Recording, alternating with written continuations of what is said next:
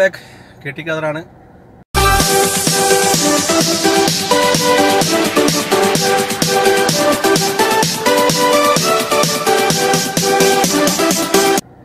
ഇന്ന് പോകുന്ന സ്ഥലം റിയാദ് ഇന്റർനാഷണൽ എയർപോർട്ട് റോഡാണ്. എയർപോർട്ട് റോഡിലെ കാഴ്ചകളും അതുകൂടാതെ എയർപോർട്ടിന് അവിടെ എത്തിക്കഴിഞ്ഞാൽ അവിടുത്തെ കാഴ്ചകൾ കവർ ചെയ്യാൻ പറ്റുന്നുണ്ടെങ്കിൽ അവിടുത്തെ കാഴ്ച കൂടി നമുക്ക് കാണാം. പിന്നെന്താ, ചാനൽ സബ്സ്ക്രൈബ് ചെയ്യാത്തവരുണ്ടെങ്കിൽ ചാനൽ സബ്സ്ക്രൈബ് ചെയ്ത് സബ്സ്ക്രൈബ് ഫാമിലിയിൽ അംഗമാവുക. നിങ്ങളുടെ അഭിപ്രായങ്ങൾ പറഞ്ഞാൽ എന്താ അഭിപ്രായമാണെങ്കിലും പറയാം, മോശമാണെങ്കിലും, അതായത് നിങ്ങൾക്ക് വീഡിയോ ഇഷ്ടപ്പെട്ടില്ലെങ്കിൽ അതിനെ പറ്റിയിട്ട് നിങ്ങൾക്ക് പറയാം. അപ്പോൾ വീഡിയോ നമ്മളിപ്പോൾ സ്റ്റാർട്ടിങ് അല്ലേ, അപ്പോൾ എന്താണെന്ന് വെച്ചാൽ നമ്മൾ അതായത് മാറ്റം വരുത്താൻ പറ്റുമല്ലോ. അതായത് വീഡിയോയിൽ നമുക്ക് എന്തെങ്കിലും ഒരു അപാകത പറ്റുന്നുണ്ടെങ്കിൽ അത് നിങ്ങൾ പറഞ്ഞാലല്ലേ അത് നമുക്ക് മാറ്റിയെടുക്കാൻ പറ്റുള്ളൂ. എന്തെങ്കിലും പ്രശ്നങ്ങളുണ്ടെങ്കിൽ അത് നിങ്ങൾ അഭിപ്രായത്തിലൂടെ കമൻറ്റിലൂടെ പറയാം. അപ്പോൾ എന്താ, നമുക്ക് വീഡിയോയിലേക്ക് കിടക്കാം. നല്ല നല്ല കാഴ്ചകളായി നമുക്ക് പോകാം. വീഡിയോ അതായത് എയർപോർട്ട് റോഡിലുള്ള കാഴ്ചകൾ നമുക്ക് കാണാം.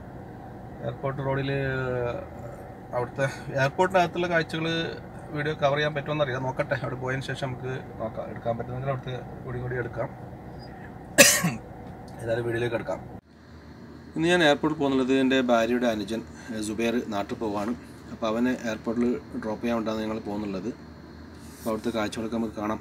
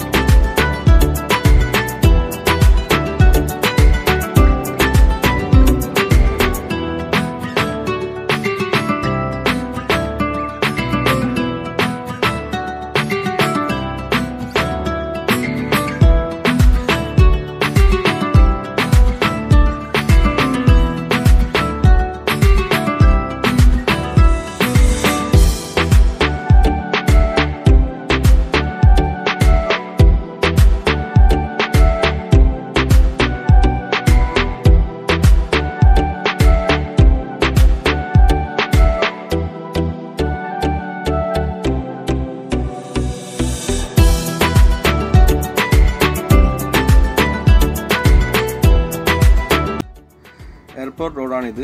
ഇവിടെ സ്പീഡ് ലിമിറ്റ് 120 നൂറ യൂണിവേഴ്സിറ്റി വരെയാണ് 120 സ്പീഡ് ഉള്ളത്. അത് കഴിഞ്ഞാൽ 110 സ്പീഡ്. പലർക്കും തെറ്റുപറ്റാറുണ്ട്.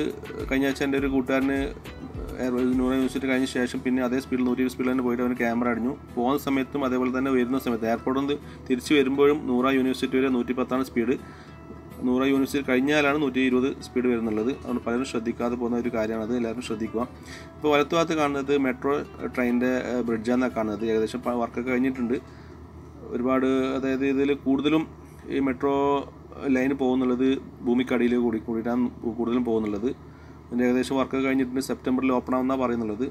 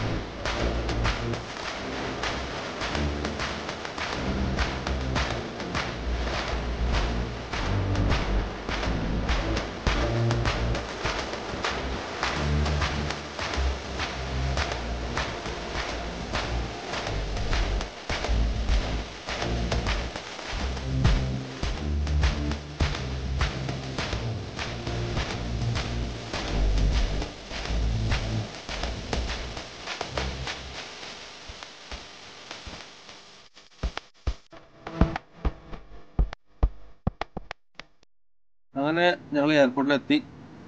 ഞാൻ യാത്രയാക്കി ഞങ്ങൾ തിരിച്ചു പോകും.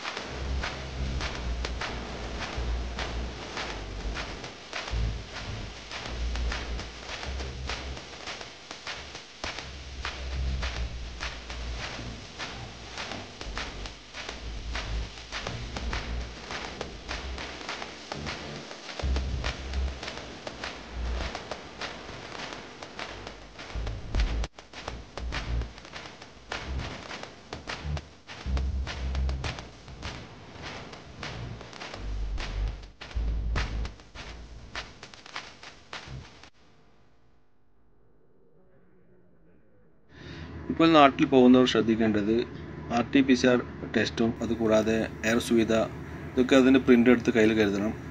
കാരണം അതുകൂടാതെ എയർപോർട്ടിലേക്ക് 4-5 മണിക്കൂർ മുമ്പേ എയർപോർട്ടിൽ ചെല്ലണം. കാരണം അവിടുത്തെ കാര്യങ്ങളൊക്കെ കഴിഞ്ഞ് എയർപോർട്ടിനകത്ത് കയറണമെങ്കിൽ വളരെ ടൈം എടുക്കുന്നുണ്ട്, നല്ല തിരക്കാണ്. അതുകൊണ്ട് എല്ലാവരും ശ്രദ്ധിച്ച് നേരത്തെ എയർപോർട്ടിലേക്ക് എത്താൻ വേണ്ടി നോക്കുക.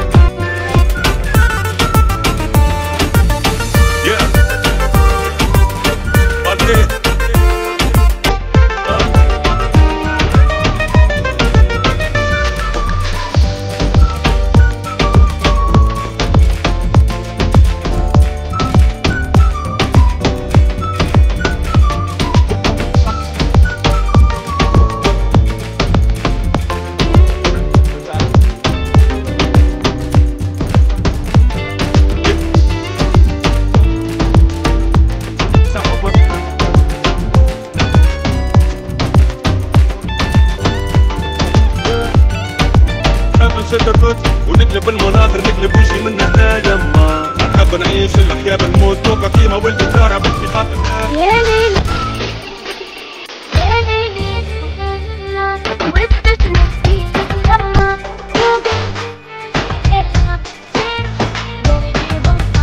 حبيتي سير السوق تحب السور الساحي فكراني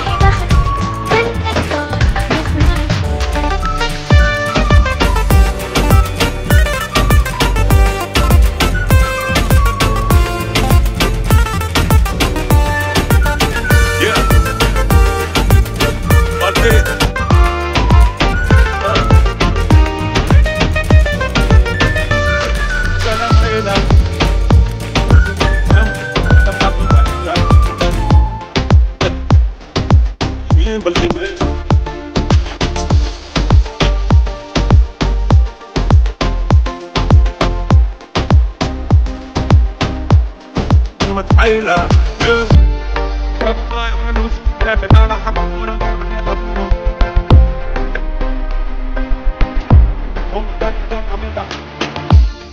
زيدوا في كبسة مركوت وانبعم زي بوسي ذكرى لك عشان لما أبوك عدي زنجابا والمستقبل نتبخ فيه ما تعدي بعدين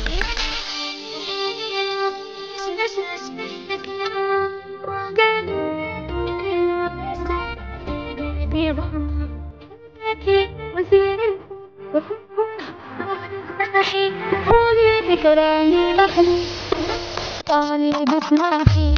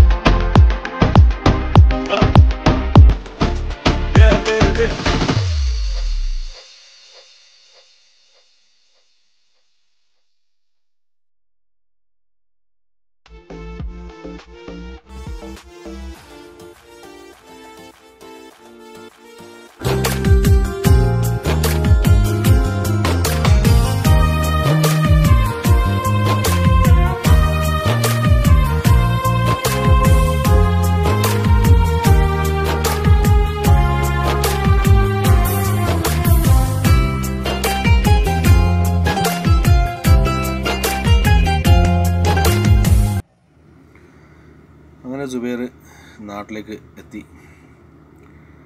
സുബൈറിനെ നാട്ടിൽ സ്വീകരിച്ചത് നല്ല മഴയാണ്, നല്ല കാലാവസ്ഥ. സുബൈറിനെ സ്വീകരിച്ച് നല്ല മഴ കൊണ്ട് സ്വീകരിച്ചു. മാഷാ അല്ലാഹ്.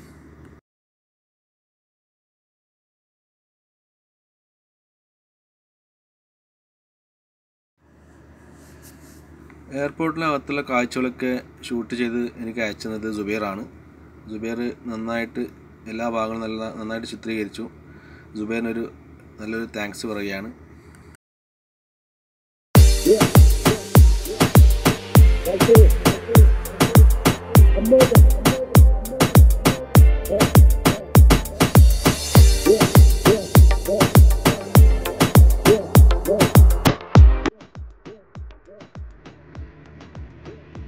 അങ്ങനെ ഞങ്ങൾ തിരിച്ച് റൂമിലേക്ക് പോകാൻ വേണ്ടി വണ്ടി എടുത്തു. ഞങ്ങൾ റൂമിലേക്ക് പോവാണ്.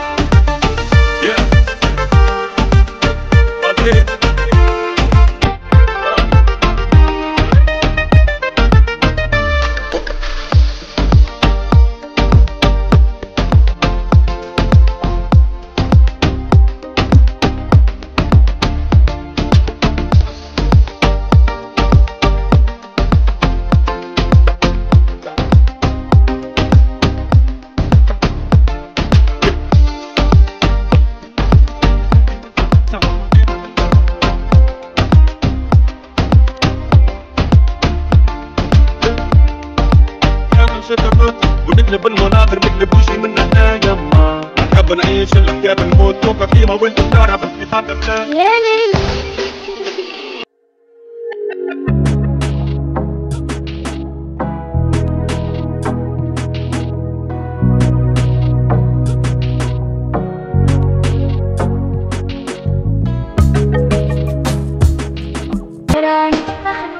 منك طالب اسمعي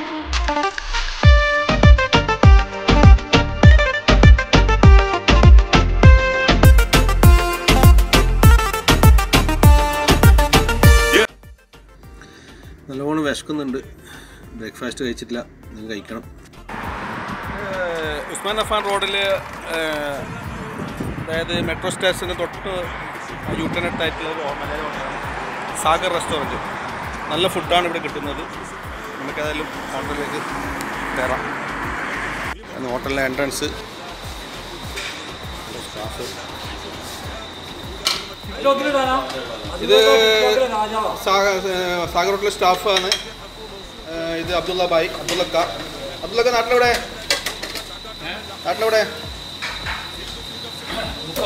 മുക്കം. മുക്കത്താണ് അബ്ദുള്ളക്ക. ബാക്കിൽ കാണുന്നത് നേപ്പാളിയാണ്. നേപ്പാളി ഭായ് കൈസേ? ചോറിൻ്റെ സമയമാണ്. ചോറിന് കാല ചോറിൻ്റെ സമയമായതുകൊണ്ട് ചോറാണ്. ഞാൻ നാഷ്ടാക്കിയില്ല, അപ്പോൾ ഞാൻ നാഷ്ടാക്കാണ് കയറിയത്. പുട്ടും കീമൊക്കെ ഉണ്ട് ഇവിടെ. പുട്ടും കീമ കഴിഞ്ഞു, ഇപ്പോൾ സമയം ലേറ്റ് ആയില്ല. അപ്പോൾ നല്ല ഉപ്പുമാവുണ്ട്, തന്നെ ഉപ്പുമാവ് കഴിക്കാം. അപ്പോൾ നമ്മളെ അബ്ദുള്ളക്ക ഉണ്ട്. അബ്ദുള്ളക്ക ഉപ്പുമാവ് വളർന്നുണ്ട്. അബ്ദുള്ളക്ക നമ്മളെ ചങ്കാണ് കേട്ടാ. നമ്മളെ പ്രത്യേകിച്ച് പരിഗണിക്കുന്ന ഒരു വ്യക്തിയാണ് അബ്ദുള്ളക്ക. അപ്പോൾ അബ്ദുള്ളക്കാരെ നമ്മളെ സപ്പോർട്ട് ചെയ്യണ്ടേ. ഭയങ്കര ടിക്ടോക്കറാണ് കേട്ടോ. ടിക്ടോക്കിൽ ഭയങ്കര ഹീറോ ആണത്. നല്ല മത്തി ഫ്രൈ ഉണ്ട് ഇവിടെ. നാടൻ മത്തി, നല്ല നാടൻ മത്തിയാണ്.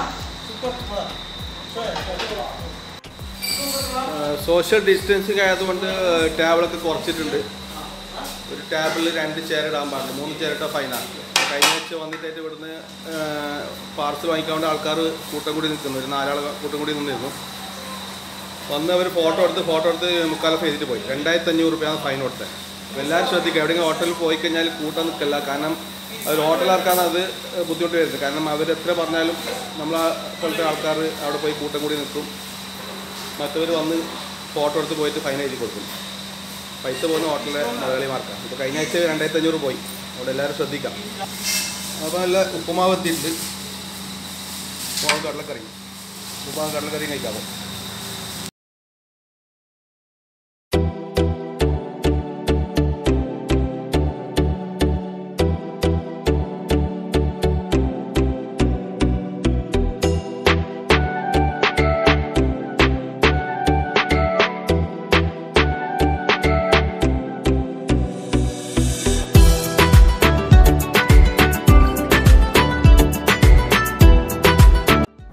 അങ്ങനെ നാസ്റ്റൊക്കെ കഴിച്ച് റൂമിലേക്ക് എത്തി. ഇപ്പോൾ എല്ലാവരും ശ്രദ്ധിക്കണമെന്ന് വെച്ചാൽ ഹോട്ടലിൽ പോയി കഴിഞ്ഞാൽ പിന്നെ കൂട്ടം കൂടി നിൽക്കാതെ ഡിസ്റ്റൻസിൽ കീപ്പ് ചെയ്ത് നിൽക്കുക.